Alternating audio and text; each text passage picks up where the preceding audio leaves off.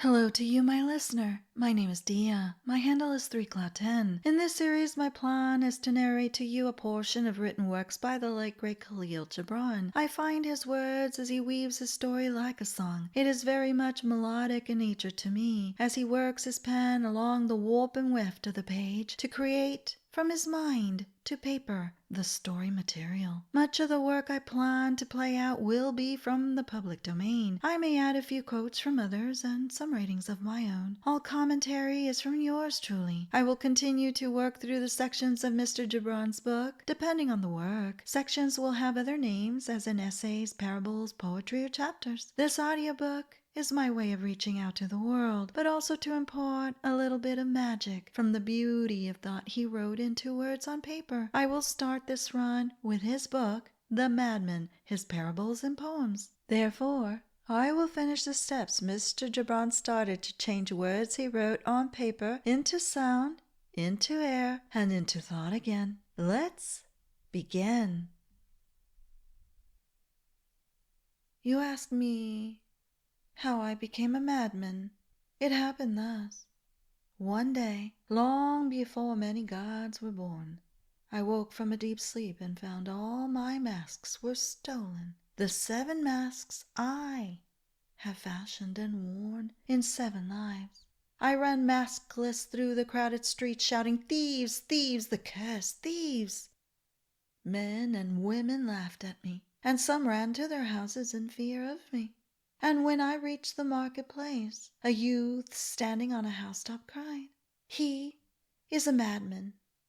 I looked up to behold him. The sun kissed my own naked face for the first time. For the first time, the sun kissed my own naked face, and my soul was inflamed with love for the sun, and I wanted my masks no more. And, as if in a trance, I cried, "Blessed, blessed are the thieves who stole my masks." Thus I became a madman, and I have found both freedom and safety in my madness, the freedom of loneliness and the safety from being understood. For those who understand us enslave something in us. But let me not be too proud of my safety. Even a thief in a jail is safe from another thief. Thoughts. How he became a madman.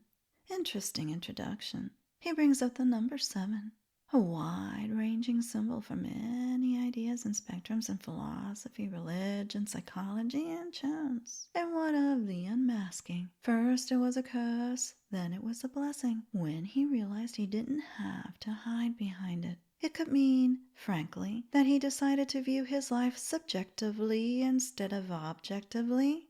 Then again, is he exchanging one form of understanding for another? As he says, one can be enslaved by those who understand. So one can lose sight of oneself if one is not careful to remember who they are. Thus, a madman is he.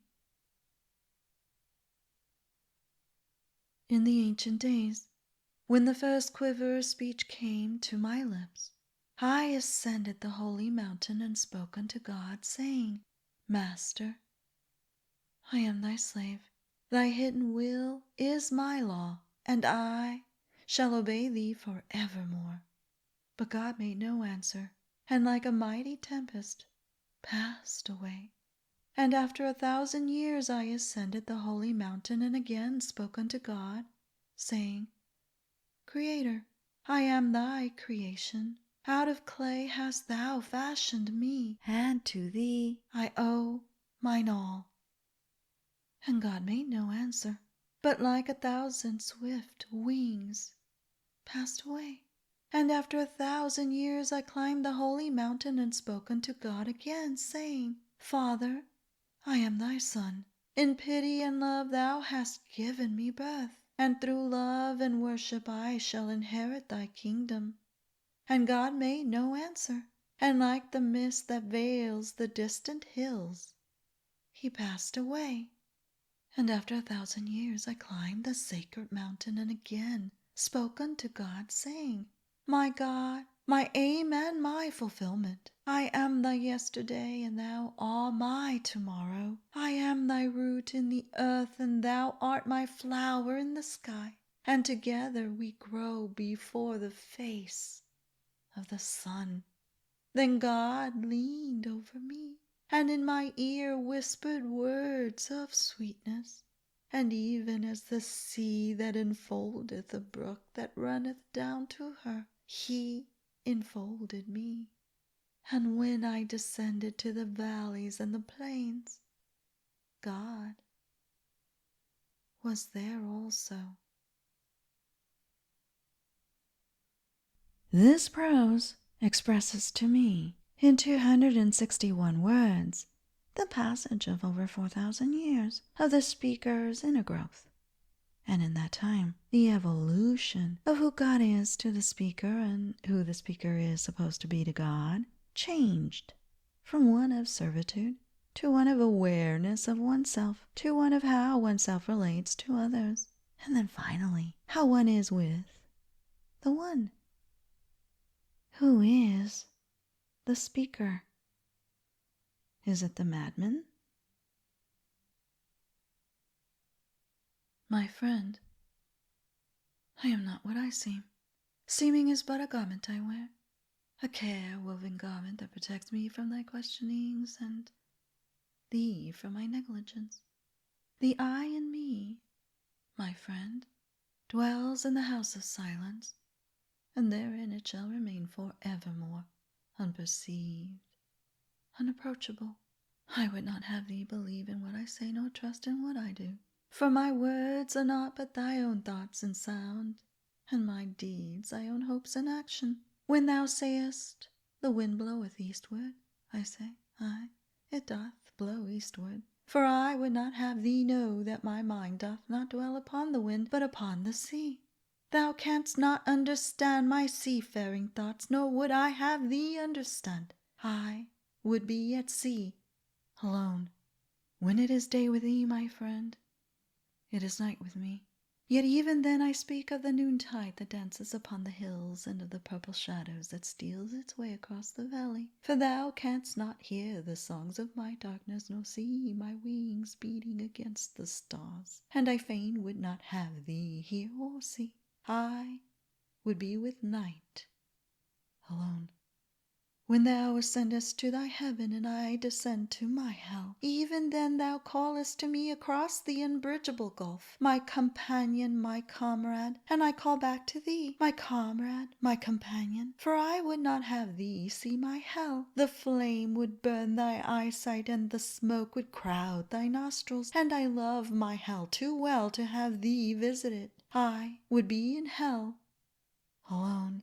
Thou lovest truth and beauty and righteousness, and I for thy sake say it is well and seemly to love these things. But in my heart I laughed at thy love, yet I would not have thee see my laughter. I would laugh alone. My friend, thou art good and cautious and wise.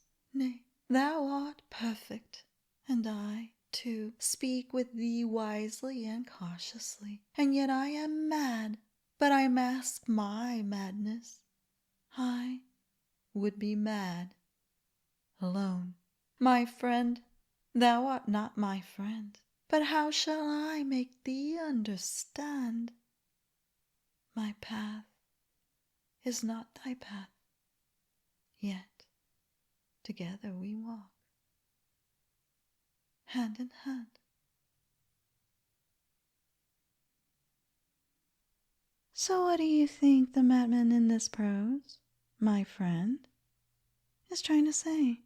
When we think of a friend, we think of someone we can confide in, tell all our deep, darkest secrets and our most joyful experiences or fears to. So is the speaker being honest with the friend, or with the self about the relationship with the friend, and in the end choose to continue the friendship still, even if it is in a superficial way where the speaker is concerned. Sometimes one accepts others for their companionship, not so much because one really wants to know them or vice versa, or perhaps knowing how the friend is. The speaker cannot show the true self, otherwise the friend would not understand. So why even try? But then, is this one really a friend? Once I said to a scarecrow, "You must be tired of standing in this lonely field." And he said, "The joy of scaring is a deep and lasting one, and I never tire of it." Said I, after a minute of thought, "It is true, for I too have known that joy." Said he, "Only those who are stuffed with straw can know it." Then I left him, not knowing whether he had complimented or belittled me.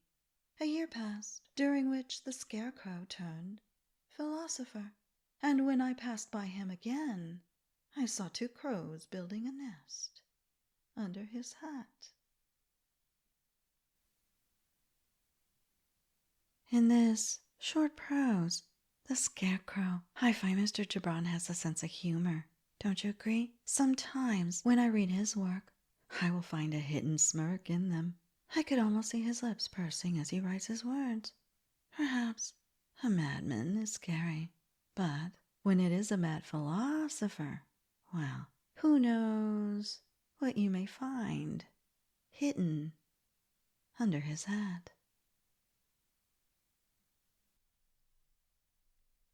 In the town where I was born lived a woman and her daughter, who walked in their sleep.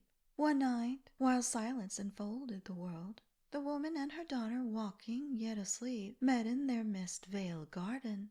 And the mother spoke, and she said, at last, my enemy, you by whom my youth was destroyed, who have built up your life upon the ruins of mine, would I could kill you." And the daughter spoke, and she said, "Oh, hateful woman, selfish and old, who stand between my freer self and me, who would have my life an echo of your own faded life, would you were dead." At that moment a cock crew, and both women awoke. The mother said gently, "Is that you, darling?" And the daughter answered gently, "Yes, dear." So what do you think of this? Allegorical prose. The Sleepwalkers. What do you imagine the veiled garden represents? Does the madman reveal what is hidden behind the nurturing and doting smiles between the mother and daughter? Does the madman see something resembling this within himself? Perhaps Freudian concepts come into play.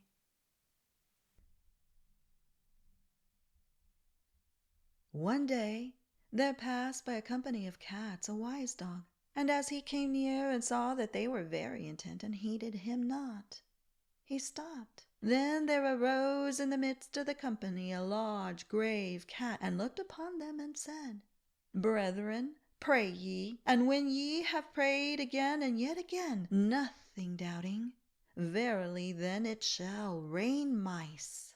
And when the dog heard this, he laughed in his heart and turned from them, saying, "O blind and foolish cats, has it not been written, and have I not known, and my fathers before me, that that which reigneth for prayer and faith and supplication is not mice, but bones?"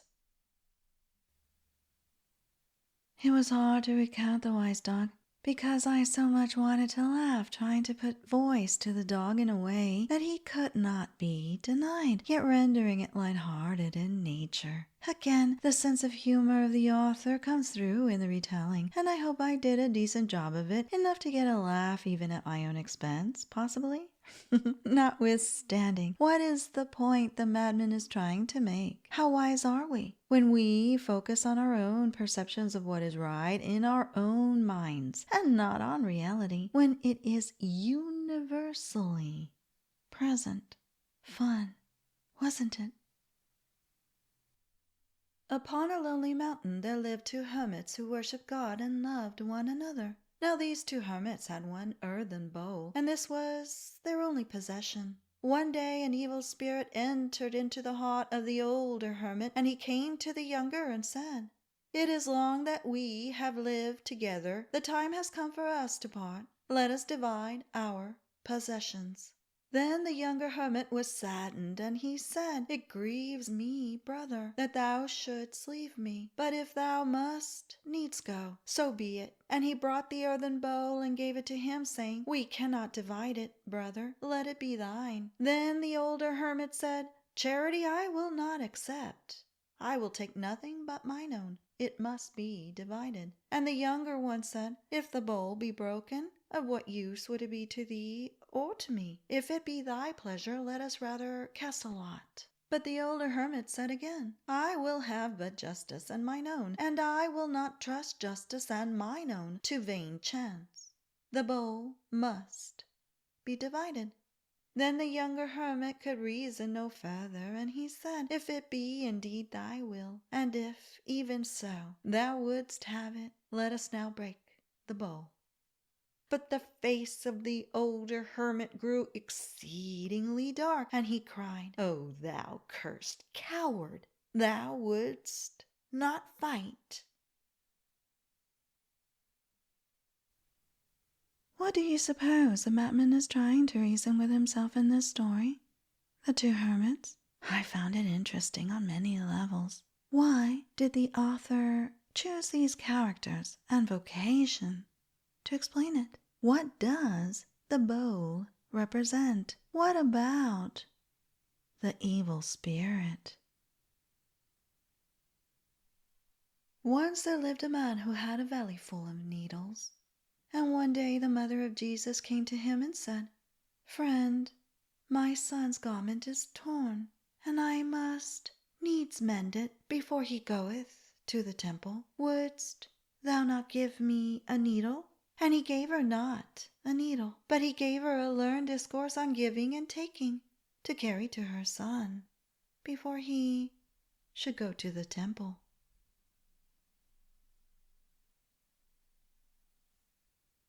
This allegorical work on giving and taking is very short.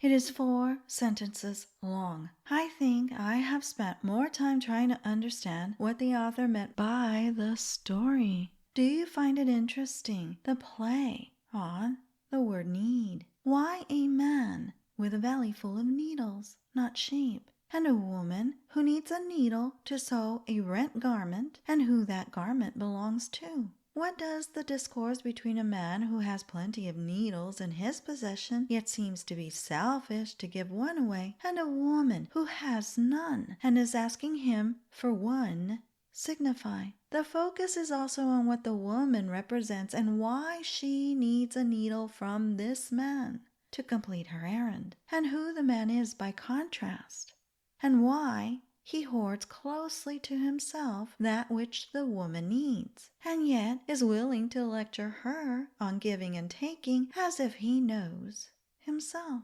A revealing inference, don't you think? I must note also, at least to me, the relationship between giving and taking is not always equal. In other words, what one seeks to get, one may not exactly find in taking, but gain something in its place. Whether that is positive or negative is up to the people involved, and to the character or the attitude of the person receiving it. Also, I may add another thought to pose in 2 related questions. I first have to clarify that need is an internal concept of necessary external requirements in order to survive and to be both healthy and happy. This according to Maslow and his hierarchy of needs. So now my questions. How important is it to get what we think we need over the relevancy of that need with what we end up with? And are these lesser needs that are not plentiful in our lives quantify our ability to nurture ourselves without them? Also, And most importantly, how does it relate to the madman? Is there a cynicism as he sees these relationships play out around him? Well, these are my musings about this work. So what do you think about it? In the stillest hour of the night, as I lay half asleep, my 7 selves sat together and thus conversed in whisper. First self: here, in this madman, I have dwelt all these years, with naught to do but renew his pain by day and recreate his sorrow by night. I can bear my fate no longer, and now I rebel. Second self: yours is a better lot than mine, brother, for it is given to me to be this madman's joyous self. I laugh his laughter and sing his happy hours, and with thrice-winged feet I dance his brighter thoughts. It is I that would rebel against my weary existence. Third self: and what of me? The love-written self, the flaming brand of wild passion and fantastic desires. It is I, the love-sick self, who would rebel against this madman. Fourth self: I, amongst you all, am the most miserable, for naught was given me but odious hatred and destructive loathing. It is I, the tempest-like self, the one born in the black caves of hell, who would protest against serving this madman. Fifth self: nay, it is I, the thinking self, the fanciful self, the self of hunger and thirst, the one doomed to wander without rest in search of unknown things and things not yet created. It is I, not you, who would rebel. Sixth self: and I, the working self, the pitiful laborer who, with patient hands and longing eyes, fashion the days into images and give the formless elements new and eternal forms. It is I, the solitary one, who would rebel against this restless madman. Seventh self: how strange that you all would rebel against this man, because each and every one of you has a preordained fate to fulfill. Could I but be like one of you, a self with a determined lot. But I have none. I am the do-nothing self, the one who sits in the dumb, empty nowhere and no when, while you are busy recreating life. Is it you or I, neighbors, who should rebel? When the 7th self thus spake, the other 6 selves looked with pity upon him, but said nothing more. And as the night grew deeper, one after the other went to sleep, enfolded with a new and happy submission. But the 7th self remained watching and gazing at nothingness, which is behind all things. The madman in this work, The 7 Selves, is open with his thoughts and gives his emotions and his role in life and individual personality. I get the feeling, or so I think, that he is mocking himself, but at the same time analytical in the process of dividing his selves to better understand who he is. What about his idea of them rebelling, and how would it be if he could get rid of all his thoughts at once? So, did he arrive at the answer? Was the 7th self the least important, but the one with the most substance?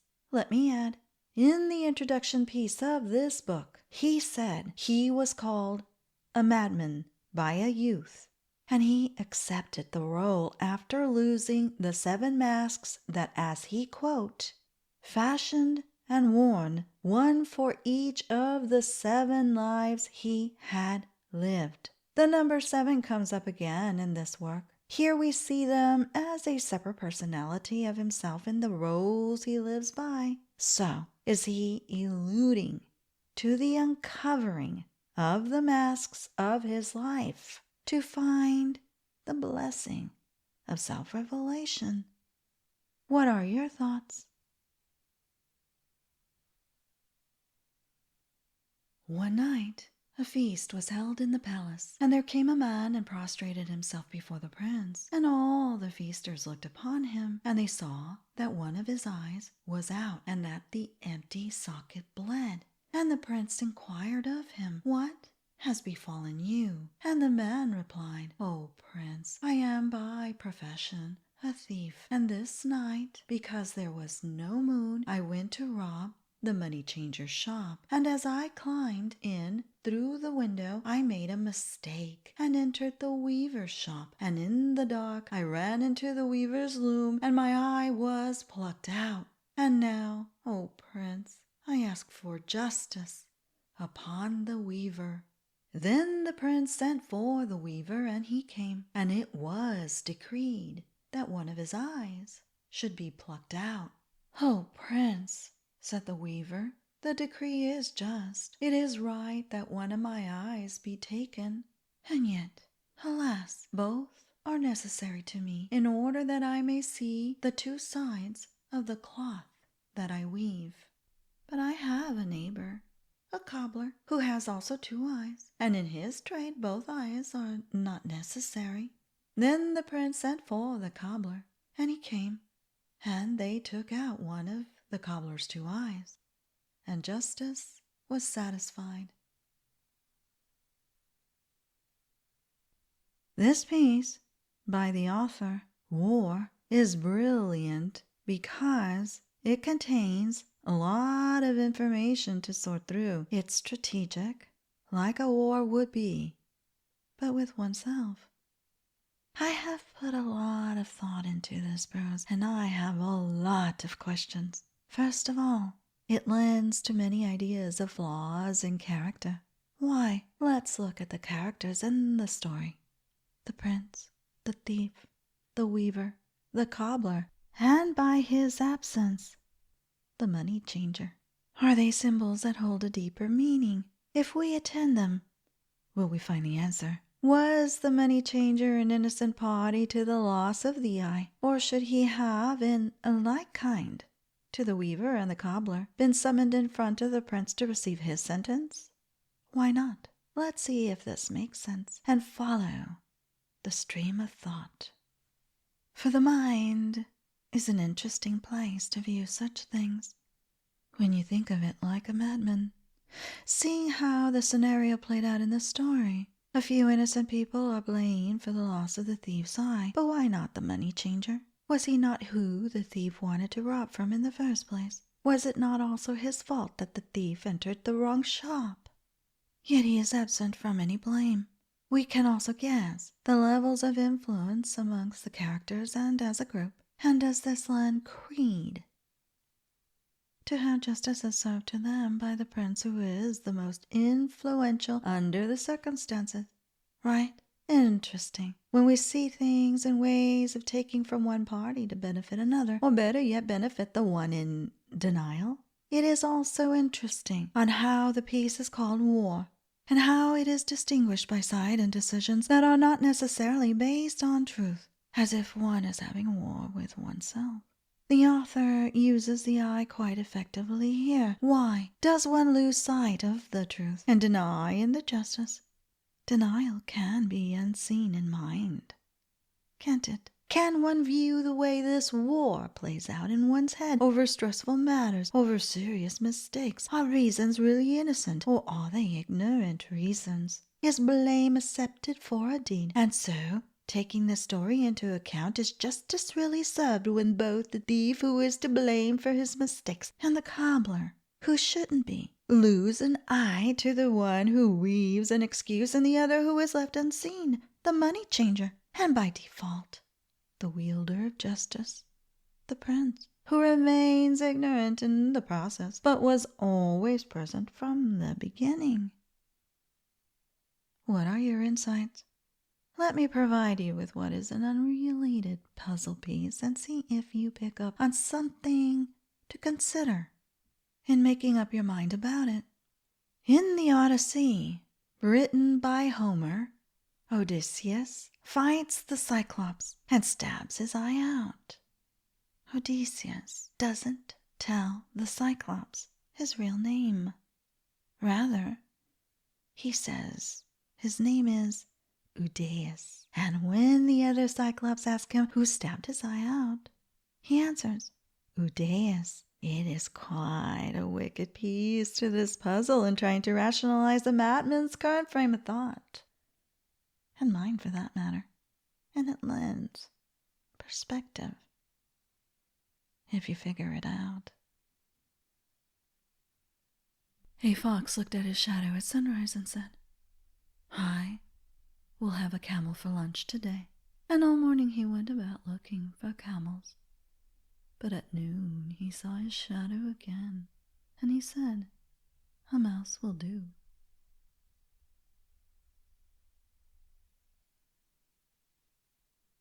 This is a short piece by the author, The Fox. Does it lend itself as a parable? Is there a moral lesson to be learned here? Is moral character something we see between the self-esteem of morning and pride at noon?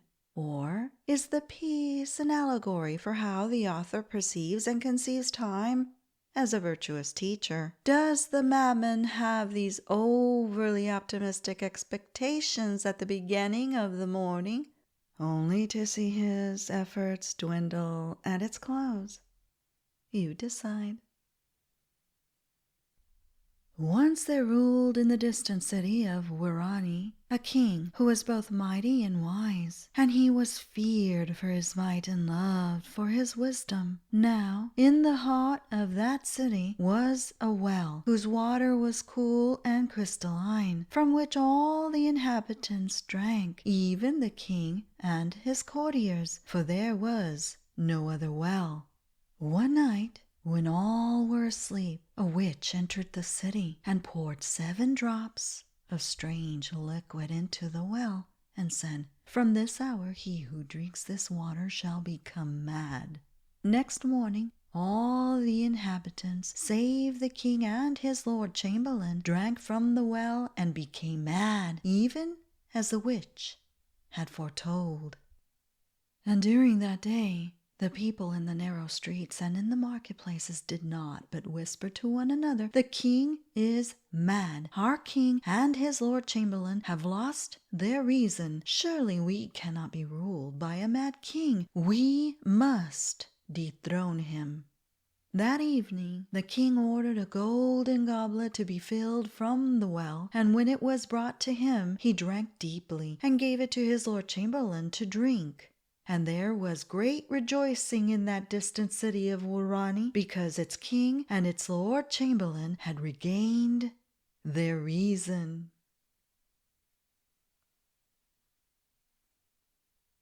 This story, The Wise King, is intuitively funny even as it is serious in its guise. Who has not courted with friends, family, and acquaintances alike in the realm of shared interests with viewpoints that are not acceptable to others? It may be one adopts a stance alone in their ideals, refusing to give in to what others believe. But then again, when you can't beat the majority, sometimes you just have to drink the tea.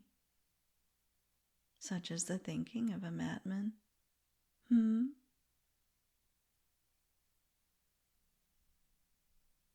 3 men met at a tavern table. One was a weaver, another a carpenter, and the third a plowman. Said the weaver, I sold a fine linen shroud today for 2 pieces of gold. Let us have all the wine we want. And I, said the carpenter, I sold my best coffin. We will have a great roast with the wine.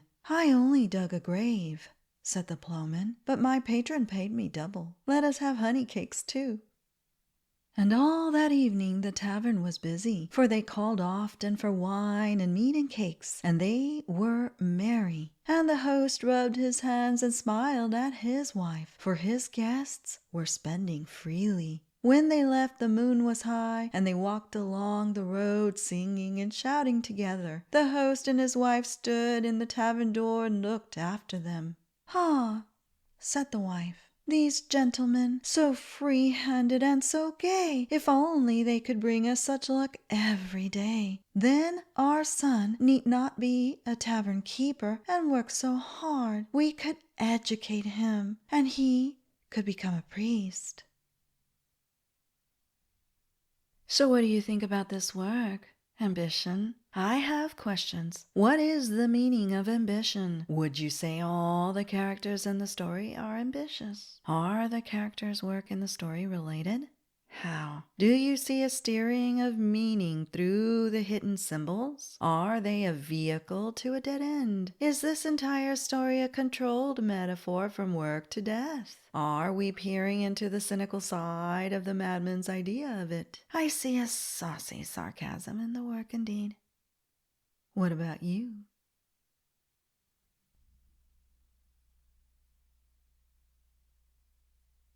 Last night I invented a new pleasure, and as I was giving it the first trial, an angel and a devil came rushing toward my house. They met at my door and fought with each other over my newly created pleasure, the one crying, "It is a sin," the other, "It is a virtue." This is a fun piece by the author, and a revelation about the madman, the new pleasure. Do you agree? One could get serious about it. After all, by looking back in history, one can find discourses on comparing sin to virtue in religious doctrine over the pleasures of the mind and body. I, on the other hand, found it to be a light air of thought coming from the madman's head, and funny, even more so, when out of the blue angel food cake and devil's food cake popped into mine with pleasure. Yes, I do believe both are sinful in their delicious virtue, and undoubtedly the angel and devil would fight over them, as would I. Well, I wonder still what that new pleasure the madman was thinking of.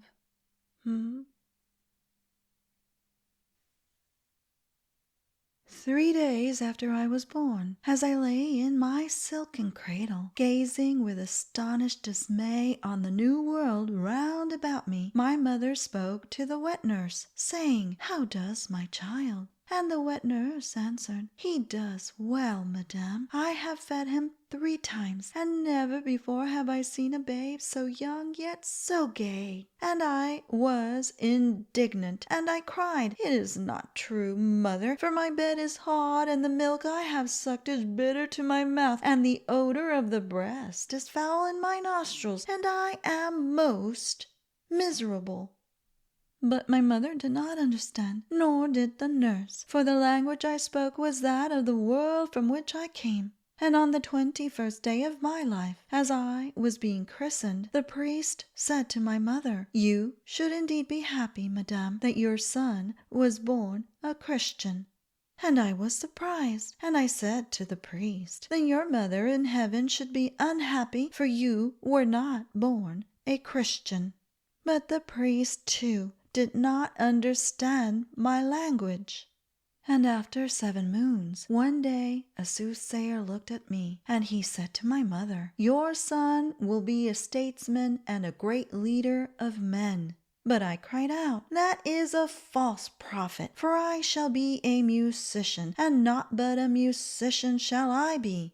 But even at that age my language was not understood, and great was my astonishment.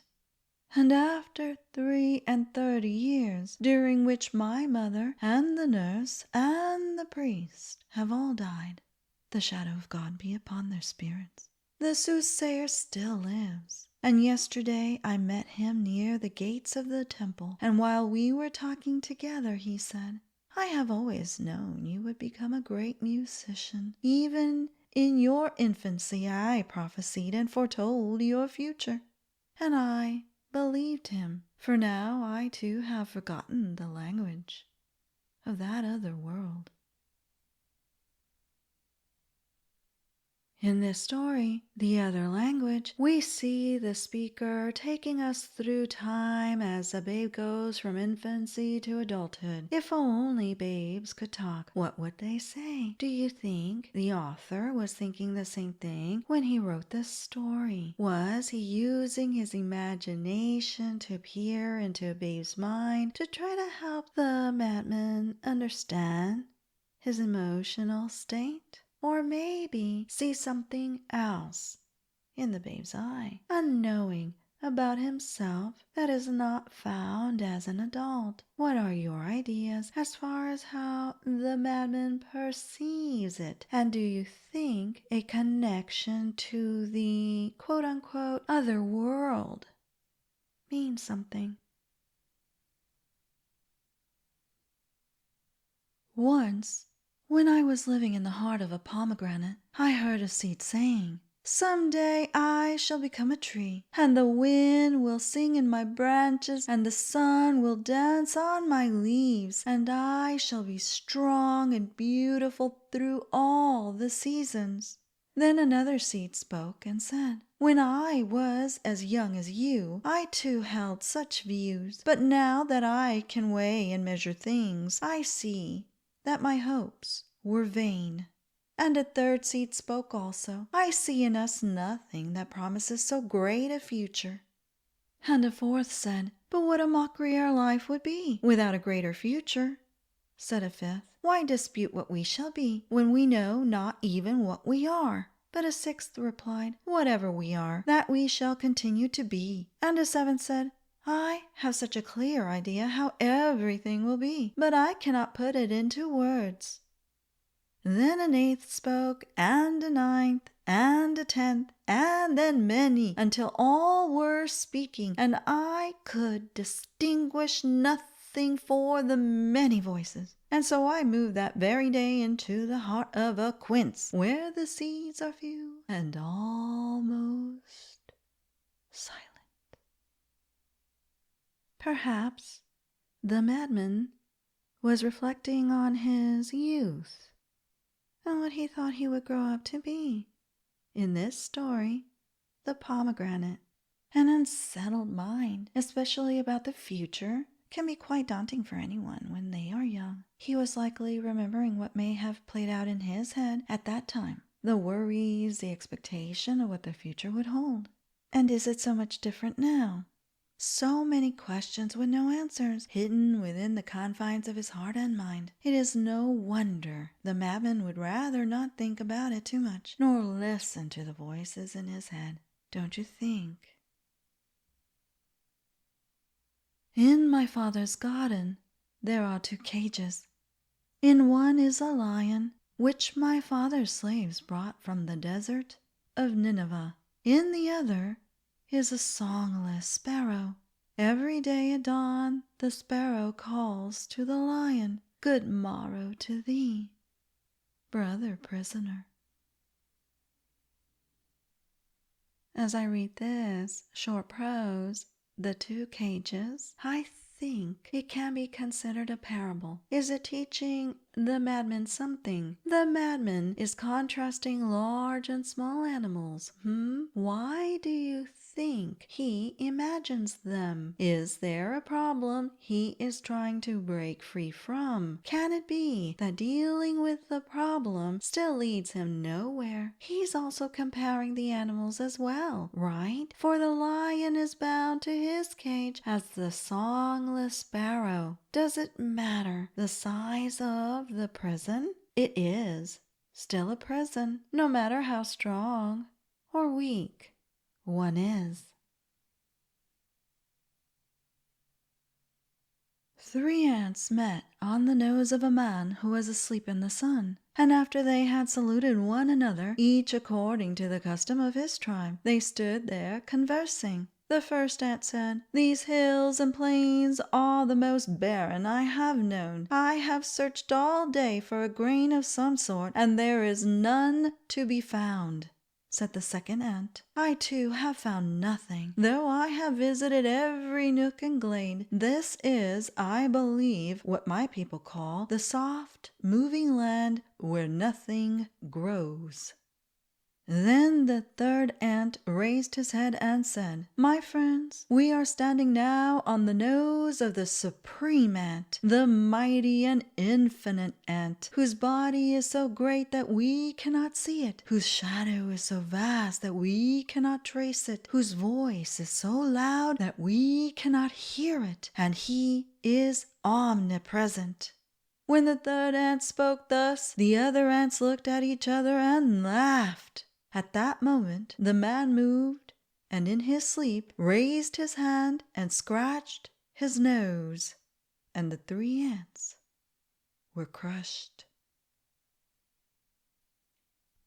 In this allegorical story, The Three Ants, what do you imagine the author is thinking about when he wrote it? And what do you think the three ants represent? Do you think the madman is contemplating the enormity of the world and how he relates to it? That he is like an ant who rows and looks for something worth finding, but instead is at the mercy of something he cannot see or hear larger than himself, and frankly, doesn't even care whether he lives or dies. Once, as I was burying one of my dead selves, the grave digger came by and said to me, "Of all those who come here to bury, you alone I like." Said I, "You please me exceedingly, but why do you like me?" "Because," said he, "they come weeping and go weeping. You only come laughing and go laughing." In this short prose, The Grave Digger, what do you think the madman means by burying one of his dead selves? Is it one of the 7 selves he referenced to at the beginning of the book? Or an external self altogether, one perceived by others? First of all, what do you define as the self? And is the self construed on many levels of consciousness? Perhaps one of the many characters at play in the head, from those that help the psyche negatively or positively. Do you suppose he is bearing a negative character, one he has finally beaten and in due course is laughing as he comes and goes? It must be quite liberating, don't you agree, to be laughing instead of weeping? Or perhaps he still laughs when he should be weeping, like only a madman would. Yestereve, on the marble steps of the temple, I saw a woman sitting between 2 men. One side of her face was pale, the other was blushing.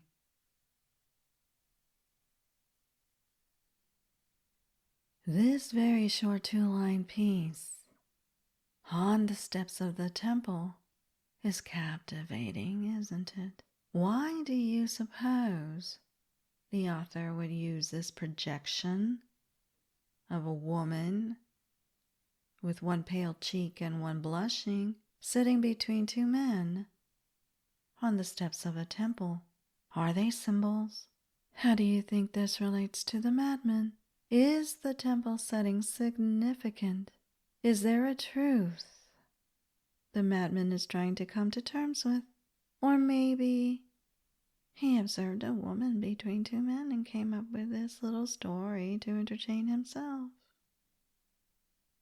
What do you think? In my youth I was told that in a certain city everyone lived according to the scriptures, and I said, I will seek that city and the blessedness thereof. And it was far, and I made great provision for my journey. And after 40 days I beheld the city, and on the 41st day I entered into it. And lo, the whole company of the inhabitants had each but a single eye and but one hand. And I was astonished, and said to myself, shall they of this so holy city have but one eye and one hand? Then I saw that they too were astonished, for they were marveling greatly at my two hands and my two eyes. And as they were speaking together, I inquired of them, saying, is this indeed the blessed city, where each man lives according to the Scriptures? And they said, yes, this is that city. And what, said I, hath befallen you? And where are your right eyes and your right hands? And all the people were moved, and they said, come thou and see. And they took me to the temple in the midst of the city. And in the temple I saw a heap of hands and eyes, all withered. Then said I, alas, what conqueror hath committed this cruelty upon you?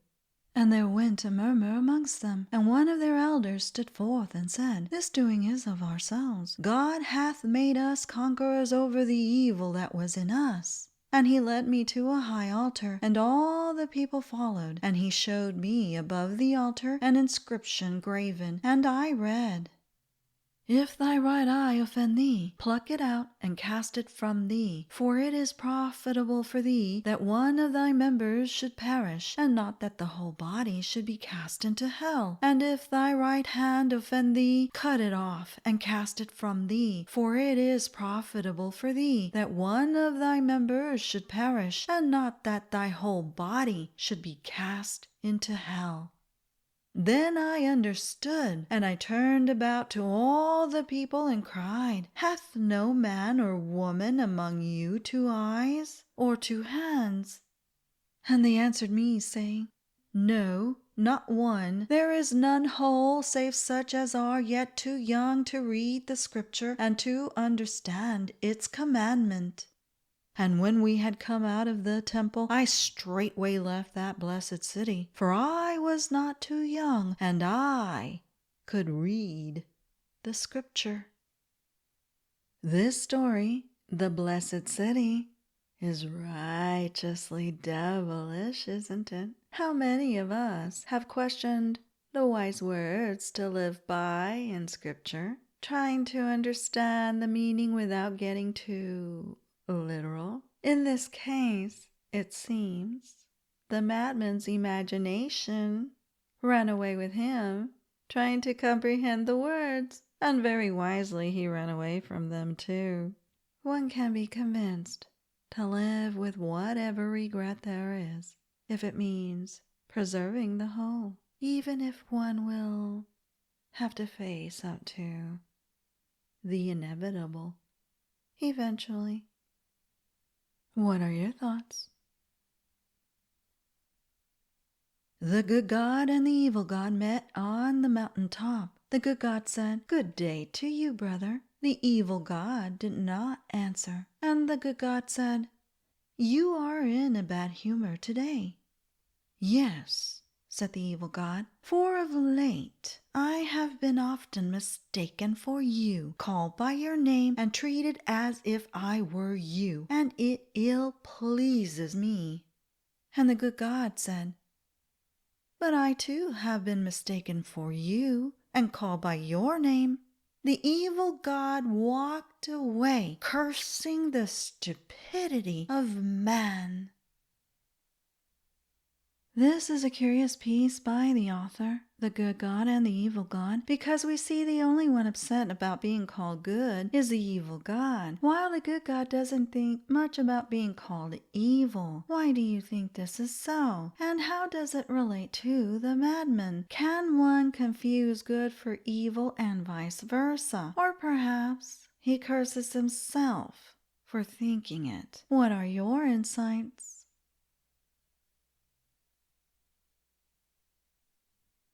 Defeat. My defeat. My solitude and my aloofness. You are dearer to me than 1,000 triumphs, and sweeter to my heart than all world glory. Defeat.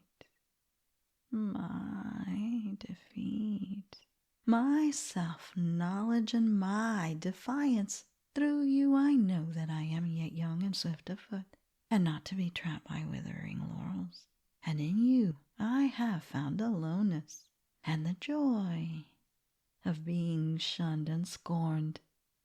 Defeat, my defeat, my shining sword and shield. In your eyes I have read that to be enthroned is to be enslaved, and to be understood is to be leveled down, and to be grasped is but to reach one's fullness, and like a ripe fruit to fall and be consumed. Defeat, my defeat, my bold companion. You shall hear my songs and my cries and my silences, and none but you shall speak to me of the beating of wings and urging of seas and of mountains that burn in the night, and you alone shall climb my steep and rocky so. Defeat, my defeat, my deathless courage. You and I shall laugh together with the storm, and together we shall take grace for all that die in us, and we shall stand in the sun with a will, and we shall be dangerous. In this poem, defeat is the madman seeing himself as he understands it, looking into the mirror of self-reflection. Maybe he realizes his strengths and weaknesses, looks to defeat not as a negative result, but as a companion whom he is grateful for and is willing to share all of himself no one else can know, or have authority over his thoughts and heart, for defeat has been with him all along in his aloneness.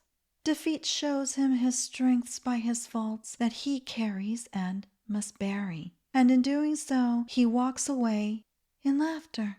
He is now free, rid of all that has held him down. In so doing, he rationalizes his humanity, his will to shed what he doesn't need, to stand with defeat in awareness as an enlightened and wizened soul. What do you think? I am like thee, O night, dark and naked. I walk on the flaming path which is above my daydreams, and whenever my foot touches earth, a giant oak tree comes forth.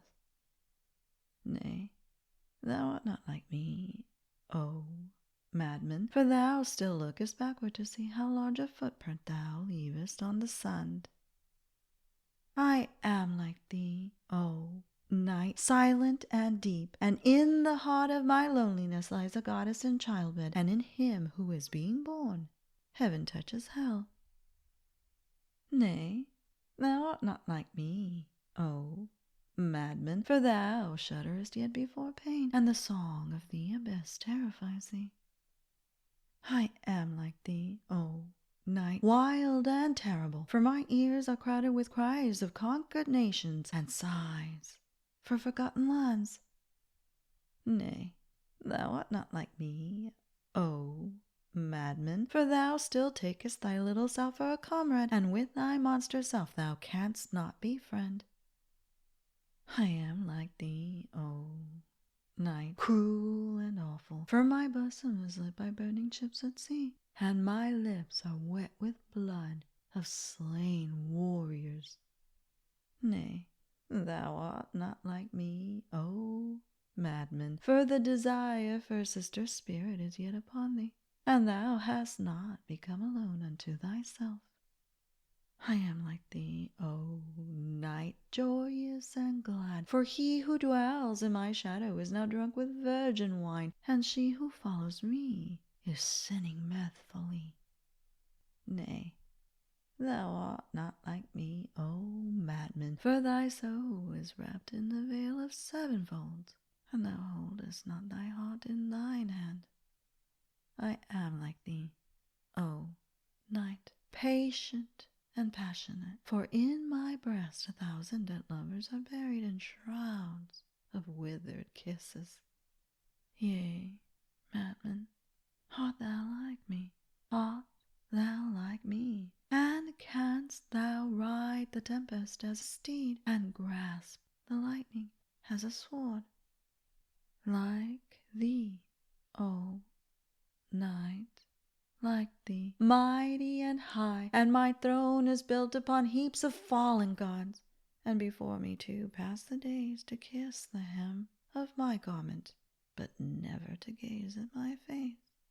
Art thou like me, child of my darkest heart, and dost thou think my untamed thoughts, and speak my vast language? Yea, we are twin brothers, O night, for thou revealest space, and I reveal my soul. What do you think the author is trying to reveal in this prose, Night and the Madman? He compares his madman persona with Night on many levels of wild and uninhibited thoughts, even as Night proves to him that he is not quite there yet, that he is still hiding himself. The number 7 comes up again in this story. What does Night say about him? Do we see a pattern of truths about the madman? Does the madman win his own argument? After all, he is talking to himself, isn't he?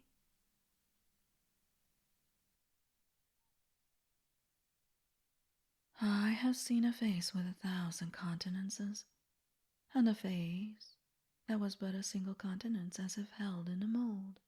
I have seen a face whose sheen I could look through to the ugliness beneath, and a face whose sheen I had to lift to see how beautiful it was. I have seen an old face much lined with nothing, and a smooth face in which all things were graven. I know faces, because I look through the fabric my own eye weaves, and behold the reality beneath. Does the madman reveal something about himself in this prose? Phases. Is he illuminating the mask his eye weaves as something that is internal instead of external? Is the whole piece an allegory for this insight? What do you think? My soul and I went to the great sea to bathe, and when we reached the shore, we went about looking for a hidden and lonely place. But as we walked, we saw a man sitting on a gray rock, taking pinches of salt from a bag and throwing them into the sea. This is the pessimist, said my soul. Let us leave this place. We cannot bathe here. We walked on until we reached an inlet. There we saw, standing on a white rock, a man holding a bejeweled box, from which he took sugar and threw it into the sea. And this is the optimist, said my soul, and he too must not see our naked bodies. Further on we walked, and on a beach we saw a man picking up dead fish and tenderly putting them back into the water. And we cannot bathe before him, said my soul. He is the humane philanthropist. And we passed on. Then we came where we saw a man tracing his shadow on the sand. Great waves came and erased it, but he went on tracing it again and again. He is the mystic, said my soul. Let us leave him. And we walked on, till in a quiet cover we saw a man scooping up the foam and putting it into an alabaster bowl. He is the idealist, said my soul. Surely he must not see our nudity. And on we walked. Suddenly we heard a voice crying, "This is the sea. This is the deep sea. This is the vast and mighty sea." And when we reached the voice, it was a man whose back was turned to the sea, and at his ear he held a shell, listening to its murmur. And my soul said, let us pass on. He is the realist, who turns his back on the whole he cannot grasp, and busies himself with a fragment. So we passed on, and in a weedy place among the rocks was a man with his head buried in the sand. And I said to my soul, we can bathe here, for he cannot see us. Nay, said my soul, for he is the most deadly of them all. He is the Puritan. Then a great sadness came over the face of my soul, and into her voice. Let us go hence, she said, for there is no lonely hidden place where we can bathe. I would not have this wind lift my golden hair, or bear my white bosom in this air, or let the light disclose my sacred nakedness. Then we left that sea to seek the greater sea.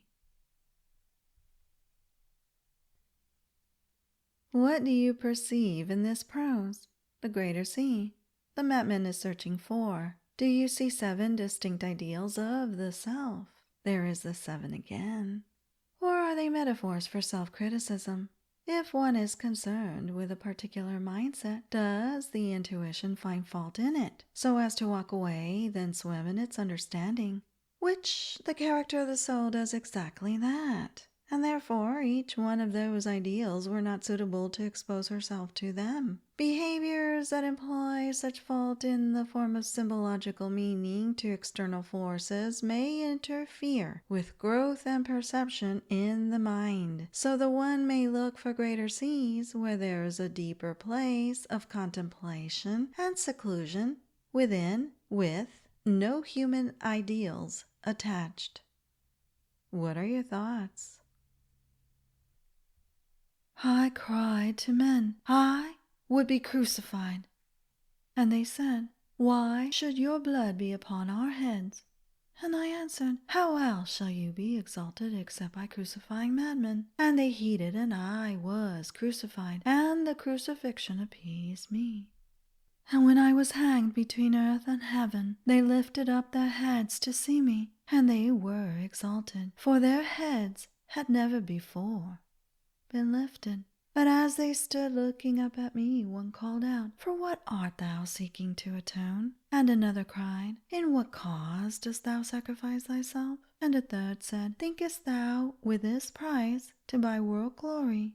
Then said a fourth, behold how he smiles, can such pain be forgiven? And I answered them all, and said, remember only that I smiled.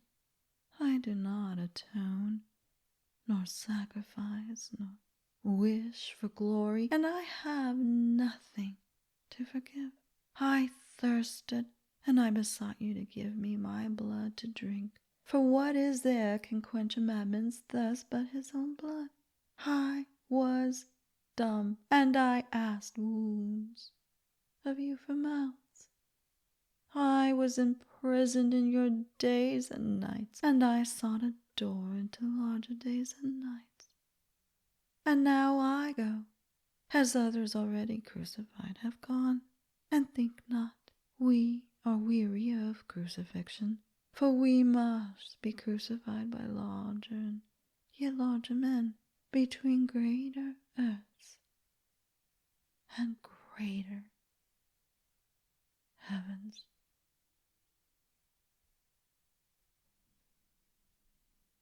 Here, the madman persona is more blatant in this piece. Crucified.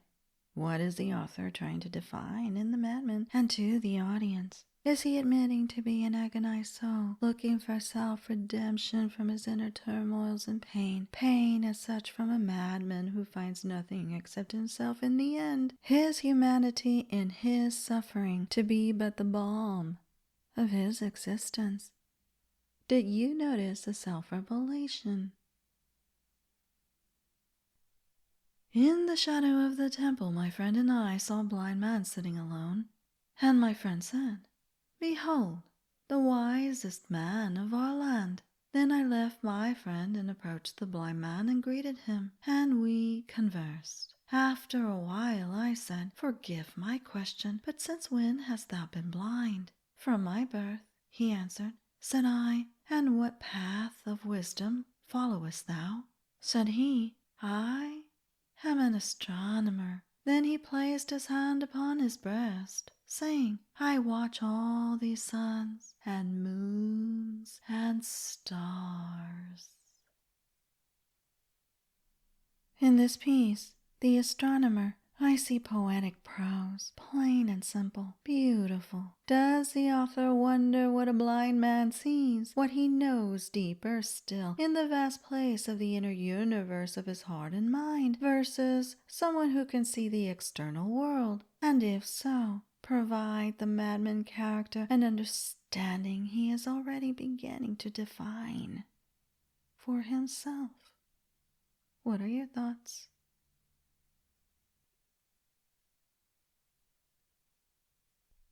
Here I sit between my brother the mountain and my sister the sea.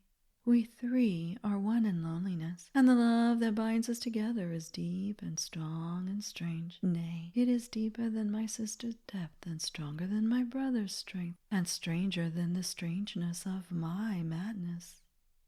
Eons upon eons have passed since the first grey dawn made us visible to one another. And though we have seen the birth and the fullness and the death of many worlds, we are still eager and young. We are young and eager, and yet we are mateless and unvisited. And though we lie in unbroken half-embrace, we are uncomforted. And what comfort is there for controlled desire and unspent passion? Whence shall come the flaming god to warm my sister's bed? And what she-torrent shall quench my brother's fire? And who is the woman that shall command my heart? In the stillness of the night my sister murmurs in her sleep the fire god's unknown name, and my brother calls afar upon the cool and distant goddess. But upon whom I call in my sleep I know not. Here I sit between my brother the mountain and my sister the sea. We three are one in loneliness, and the love that binds us together is deep and strong and strange.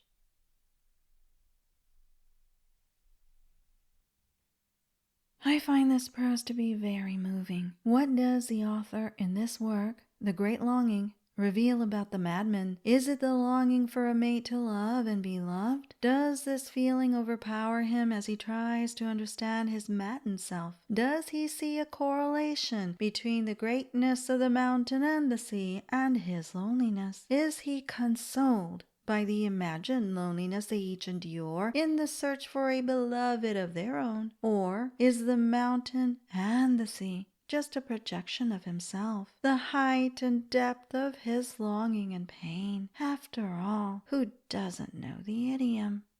I am alone with me, myself, and I. What are your thoughts? Set a blade of grass to an autumn leaf. You make such a noise falling. You scatter all my winter dreams. Said the leaf, indignant, low-born and low-dwelling, songless, peevish thing. You live not in the upper air, and you cannot tell the sound of singing. Then the autumn leaf lay down upon the earth and slept, and when spring came, she waked again, and she was a blade of grass. And when it was autumn, and her winter sleep was upon her, and above her through all the air the leaves were falling, she muttered to herself, "Oh, these autumn leaves, they make such noise, they scatter all my winter dreams."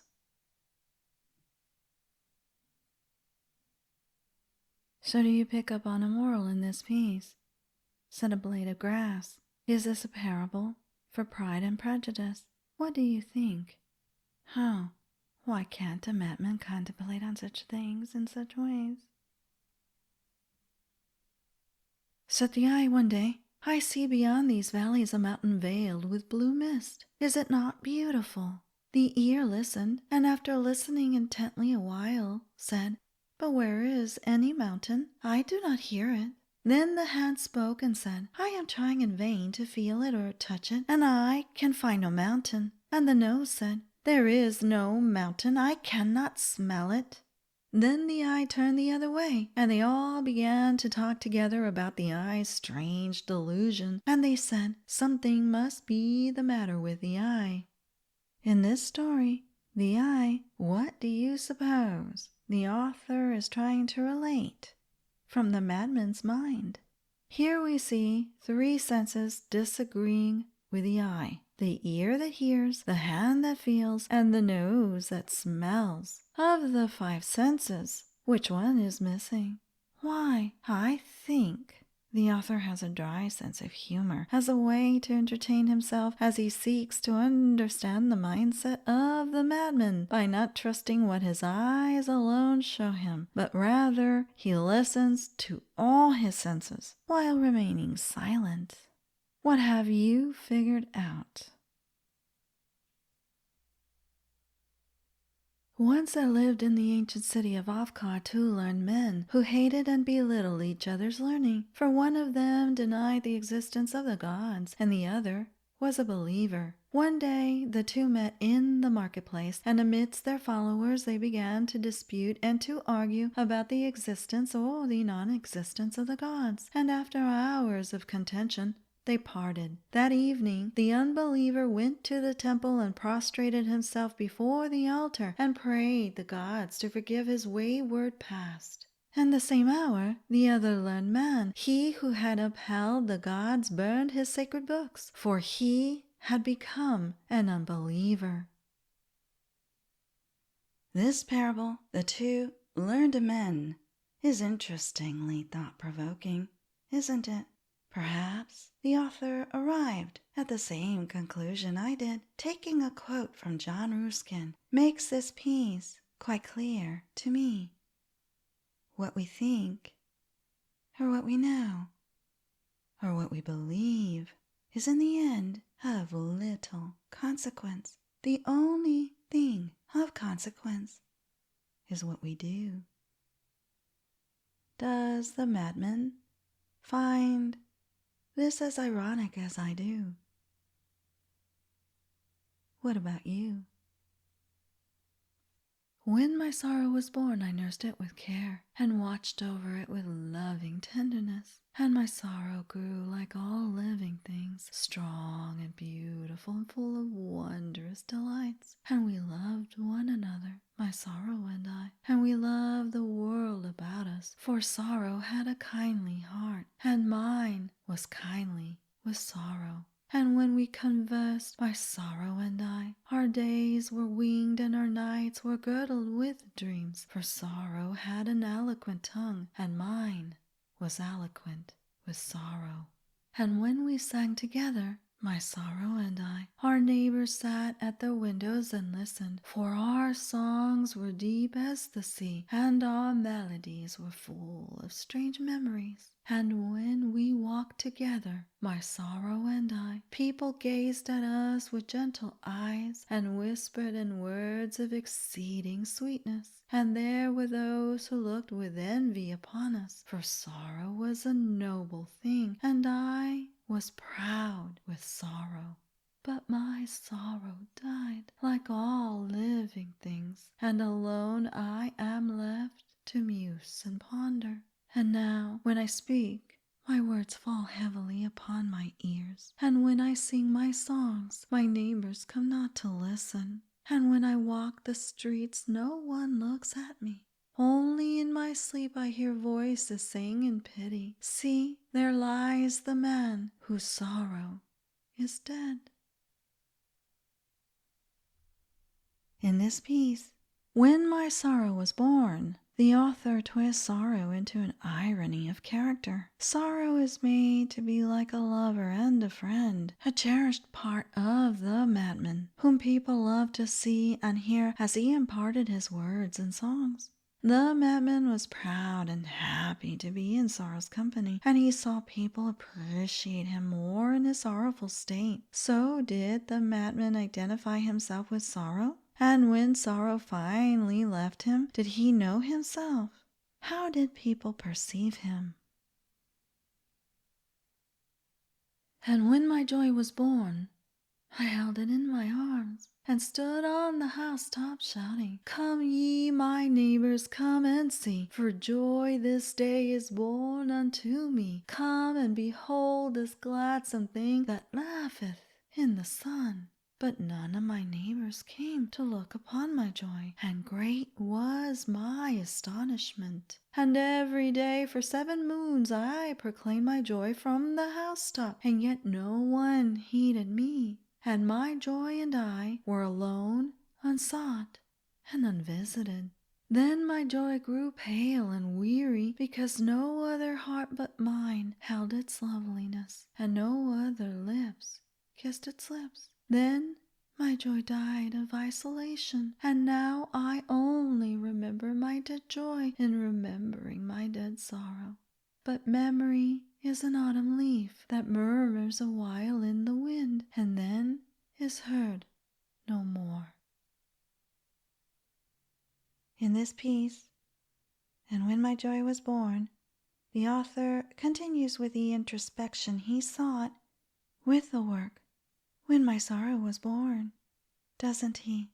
What do you think he is trying to convey to us, the audience, of the madman's feelings toward sorrow and joy? Does he have a sardonic attitude of both as he identifies himself toward others? And what do others think of him when he is sorrowful or joyful? Well, at least what he perceives others to be toward him in those cases. What do you think he thinks of his neighbors? Does he feel anything after both joy and sorrow are gone? And on a side note, he mentions 7 again, in that joy lasted 7 moons. Yet there is no mention on how long his sorrow lasted before it died.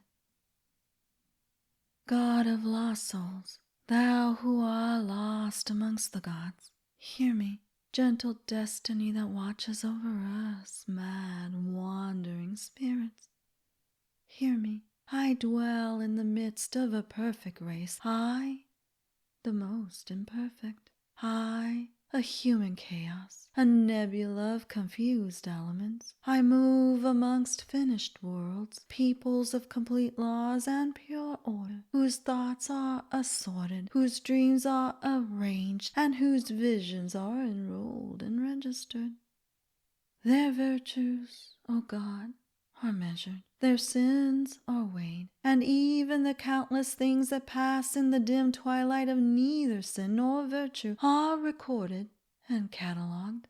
Here days and night are divided into seasons of conduct and governed by rules of blameless accuracy. To eat, to drink, to sleep, to cover one's nudity, and then to be weary in due time. To work, to play, to sing, to dance, and then to lie still when the clock strikes the hour. To think thus, to feel thus much, and then to cease thinking and feeling when a certain star rises above yonder horizon. To rob a neighbor with a smile, to bestow gifts with a graceful wave of the hand, to praise prudently, to blame cautiously, to destroy a sound with a word, to burn a body with a breath, and then to wash the hands when the day's work is done. To love according to an established order, to entertain one's best self in a preconceived manner, to worship the gods becomingly, to intrigue the devils artfully, and then to forget all as though memory were dead. To fancy with a motive, to contemplate with consideration, to be happy sweetly, to suffer nobly, and then to empty the cup so that tomorrow may fill it again. All these things, O God, are conceived with forethought, born with determination, nursed with exactness, governed by rules, directed by reason, and then slain and buried after a prescribed method. And even their silent graves that lie within the human soul are marked and numbered. It is a perfect world, a world of consummate excellence, a world of supreme wonders, the ripest fruit in God's garden, the master thought of the universe. But why should I be here? O God, I, a green seed of unfulfilled passion, a mad tempest that seeketh neither east nor west, a bewildered fragment from a burnt planet. Why am I here? O God of lost souls, thou who art lost amongst the gods. In this, the last perfect prose of Mr. Gibran's book, is quite a testament. The perfect world. What do you suppose? the madman means, as he sorts out the perfect world of how humanity acts and thinks and does in perfection compared to him. He calls out to the God of lost souls and destiny. Why? How does he see himself, think of himself? Is this world too perfect for one such as he? A mad, lost, wandering spirit? Or perhaps he wonders why God, who has made a perfect world with a preconceived order, has not preconceived a knowing in him. Thus, he concludes, God must also be lost. When the seven shows up and my observations about it, Mr. Gibran uses to depict some form of the madman's essence in 7 ways within 5 works of this book. These 5 tell a story by themselves and as a group. In the introduction, 7 masks of his 7 lives, he unmasks himself. He identifies himself as a madman. In the 7 Selves, 7 personality traits: suffering, joy, love, written, misery, poetic, laborer, silent observer, the soul, his anima. In the Night and the Madman, 7 elements: dark and naked, silent and deep, wild and terrible, cruel and awful, joyous and glad, patient and passionate, mighty and high, his persona. The Greater Sea, 7 mindsets: pessimist, optimist, human philanthropist, mystic, idealist, realist, and purist. He identifies ideals he sees in himself, but he finds them lacking, so he tries to look for deeper meaning behind them. And in When My Joy Was Born, the madman mentions he kept joy alive for 7 moons, and after joy died, he could not think of joy without thinking of sorrow. The dichotomy between joy and sorrow are connected by their dualistic nature. Thus, he perceives his nature in relation to it. Why does Mr. Gibran incorporate 7 associations in the various stories and not a different sum? Remember also, he introduces the madman as having lived 7 lives by which he wore a mask in each one. What are the masks associated with?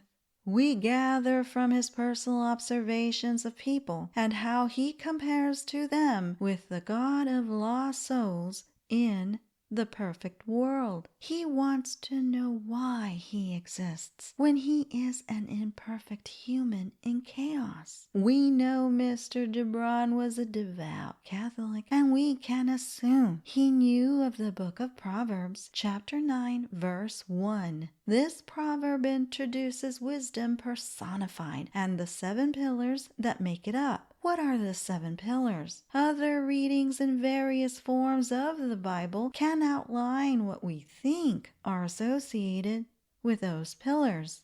An example would be the virtuous attributes found in the book of James, chapter 3, verse 17, where the author lists 7 attributes of wisdom. Verse 17, quote, "But the wisdom that is from above is first pure, then peaceable, gentle, and easy to be entreated, full of mercy and good fruits, without partiality and without hypocrisy." End quote. So, do we find 7 as a possible allegorical inference to these attributes, and what may be the foundation of the madman's search of the meaning to his life, and what he needs to achieve understanding? My observations, I hope, generate your own perspective of what you think the madman has learned about himself and his relationship with existence. This concludes the narration of the book, The Madman, His Parables and Poems by Kahlil Gibran. We have walked a long path with Mr. Gibran on his journey of discovery and knowing through his character, The Madman. At least I think so, since a writer must dwell in one's own mind to give life to a character, and this book, I feel at least, reveals a lot about the author himself. In any case, we see the madman trying to unveil from the inside his seven selves, which were discarded on the outside at the beginning of the journey. We learn who the seven selves were through personalities of suffering, joy, love, misery, poetry, labor, and the silent observances of the soul. Continuing on this winding path of work, he sees people and gods as friends and foes, just as he sees his own mind in conflict with itself. We also learned about his seven behaviors in his discourse with night: dark and naked, silent and deep, wild and terrible, cruel and awful, joyous and glad, patient and passionate, mighty and high. In the greater seas, he explores seven mindsets: pessimism, optimism, philanthropy, mysticism, idealism, realism, and purism, yet found none of those satisfying to his soul in his search of deeper meaning and being. And so we end our path here. Thank you for joining me, Dia, your host. I hope you have enjoyed my narration of this book by Mr. Gibran, my questions and commentary, which hopefully has interested you to formulate your own thoughts and insights about it. I hope to have you back as I start the next journey into his other famous book, The Prophet. So, if you have not done so already, please subscribe to my channel, 3Cloud10, so you can be notified about it and other works down the path. In the meantime, I will end with a little something I wrote a long time ago. I think it fits with the context of the piece. The perfect world. It goes: why am I here at this second of destiny? I find in stillness my question unheeded, and above all such irony, is my presence here so needed? Now to the quote I pulled from my quote-unquote oracle box. Your world is a living expression of how you are using and have used your mind. Earl Nightingale. To end this narration and commentary, I will finish with another thought by me. Awareness is a strange understanding between being deaf and blind. It is like for an instant one door opens and another closes, as the wind passes through and shuts it on the other side. To achieve total awareness, I believe, you must step in between to keep both doors open. To see is to hear, to understand is to know. It is neither. It is all. Until next time, peace.